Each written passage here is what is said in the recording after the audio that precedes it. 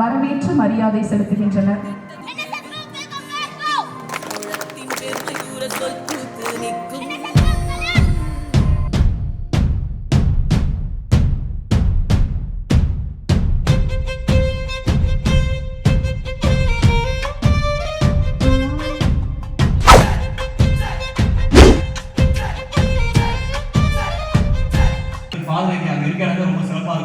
Thank you so much, Father, for reminding me.